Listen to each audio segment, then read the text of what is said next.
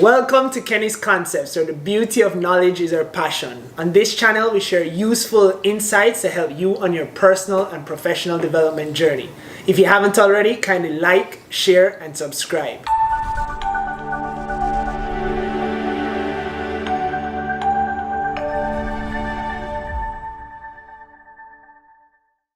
So we're actually wrapping up this series of videos focused on millennials and our journey to success effectively. You know, I'm joined by two millennial friends of mine, Chris Miller, Stephen Price, entrepreneur, comedian, entrepreneur, both doing big things in their own regard and their own lives. And we're just trying to impart that knowledge and try to spur thinking and actionable steps to help you on your professional and personal journeys.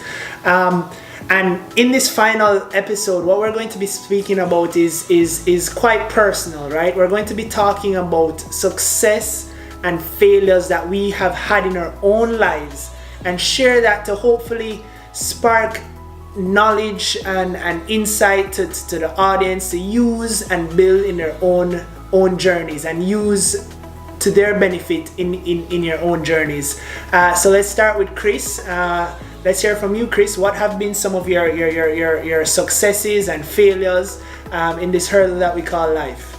Thanks, Paul. I'm definitely excited to talk to you all about my experiences.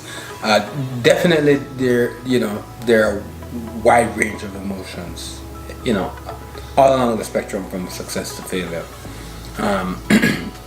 Where I'd like to start is somewhat in the middle. I think people need to,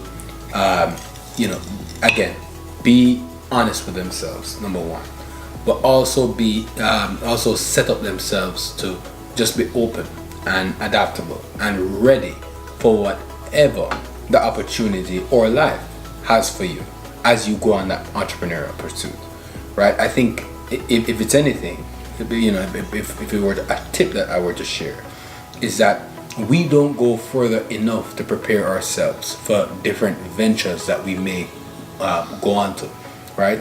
We have different things that we're going to experience, right, based on our position in life, right? But I think there are different things that we can do. Reach out to different peers, right, just to level set, just to understand, just to get perspective. I would say one of the things that I am proud of doing, or I'm proud of trying to do, is exposing myself to different things. Just this past weekend, Paul, I had the privilege of attending the Canadian Cannabis Awards, which is the inaugural award ceremony since legalization. And since it's a holiday season, I thought it was only fair that I would bring swag. For Paul, simply because Steven's head is too big, I brought a hat. Wait now. Awesome. And then, is that a weed hat? And then I've also brought a pair of Gloves.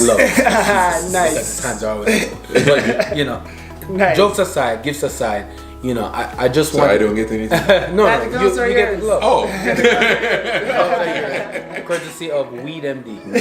But one thing I would like to say is, having, gone to that award ceremony, it really opened my eyes, to an industry that really didn't exist before. And now it does. And now it's in full force, right? And with that, we all have the opportunity with any new industry to figure out, what our passion is and what we can contribute to the cause, right? Because with any industry, there's room for everybody, right? But when there's not enough of us at the table, right, we have an obligation, right, to figure out what it is we can contribute, and then take that step.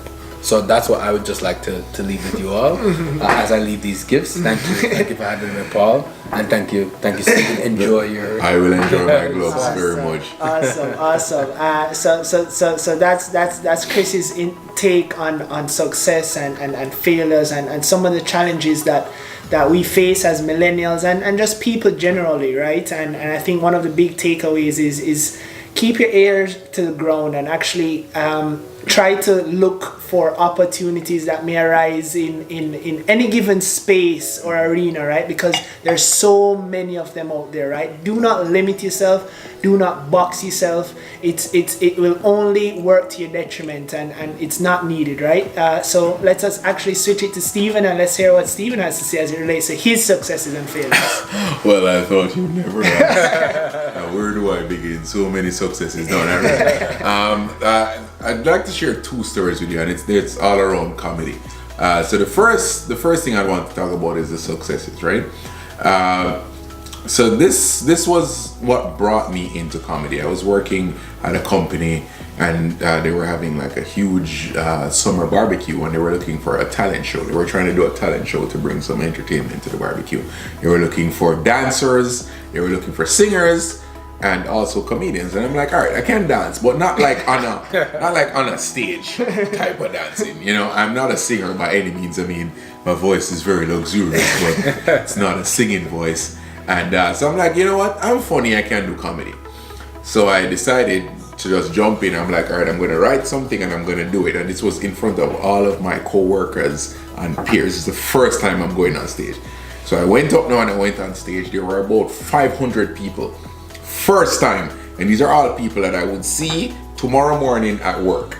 Right? And I went up there and it went okay. Right? It didn't go great. Like, I didn't kill it, but I didn't suck. Yeah. And it went okay. And for me, that was a huge success. It is. Because it was like, all right, you know, when you come to work tomorrow, nobody's going to look at you like, should have done that. That was a mistake, you know?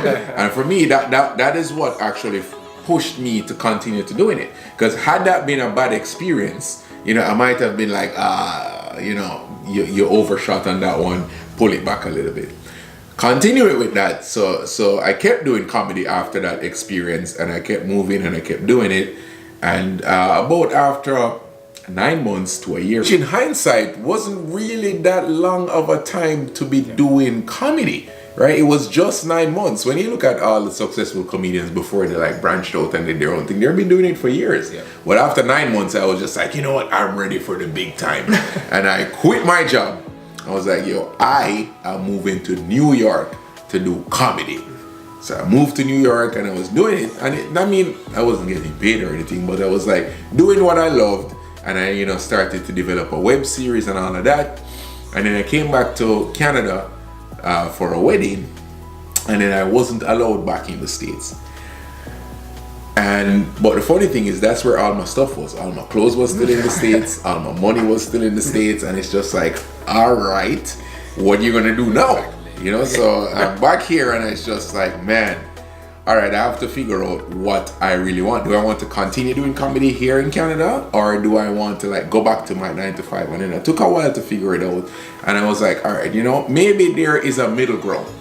Maybe there's a middle ground. So maybe there is a part where I still do comedy, but I also do the 9 to 5 and treat the comedy as something that I'm working on to develop until it gets to a point that I can leave my 9 to 5 comfortably, as opposed to just jumping out, right? Because that brings me to the point that I want to talk about, which is like, when we think of like the successes, when we read about all these successes, you know, Bill Gates got dropped out of Harvard and Michael Jordan was cut from his varsity team and all of these things, it only romanticizes the struggle, right? It's a big thing where the media like creates this story like, oh, you know, just stop doing what you're doing and dive in and everything will work out. And that's not the case.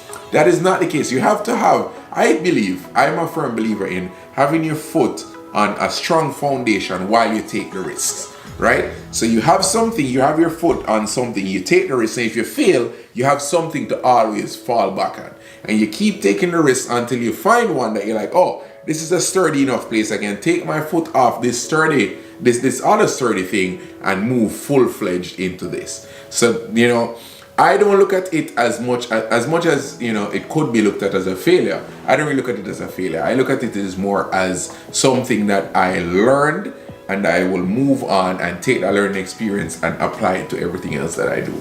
So that's how I see it. That is awesome. That is awesome. And yeah, you know, we share that sentiment that calculated risk, we spoke to that before in previous episodes, right? Taking that calculated risk. And a lot of the times, based on, you know, a lot of the things we see on media, it's kind of this contrast between exploring your passions versus 9 to 5. You know, some say drop the 9 to 5, jump into your passion, don't go to school, jump into your passion, all of these things. But as Stephen rightly mentioned, there can be a balance, right? You can use one to impact the other and move accordingly, right? And leverage one to actually help you along the way in another pursuit. For me, I'm the school guy. You know, I went to school, I got degrees, and you know, I did that and I did all of that, and throughout that path I've had a lot of stumbling blocks. I nearly failed school, got past that, you know, having seen my mother cry and all of these things, you know, and I got past that, and you know, went to college, did well there, went on to do postgraduate studies, did that. And in that whole experience, I knew that I wanted to explore and see new things, and I knew that immigration, you know, coming from Jamaica, I knew that immigration and moving out of Jamaica just to actually explore and see new things was a part of my mission towards success, right? And I took that step, and I got into Cayman, and I started working there. And before that, you know, I got turned down for numerous jobs, you know, and it was like a stumbling block, but I overcame that and I stuck to it, and I got into Cayman, and then the mission was to transition to Canada, and I've been here for the past year and a half, and my wife and I we're here and settled, and it's been great, you know. But from my particular experience, you know, what I will communicate to you guys and say to you guys is stick to it. Don't give up. Don't give up. Right before you reach that breakthrough, it's going to feel like it's the hardest thing, right? But just one more step, just half a step will actually push you to that breakthrough and actually have you fulfilling what it is, whatever it is you want to do, right? So stick to it, stay focused, stay on the path, you know. Chris mentioned actually, you know, planning towards your success, making calculated and taking calculated risks, and that's something that I did. You know, each step I took, I planned out the eventualities and worked out how best to move towards what it is I was trying to achieve.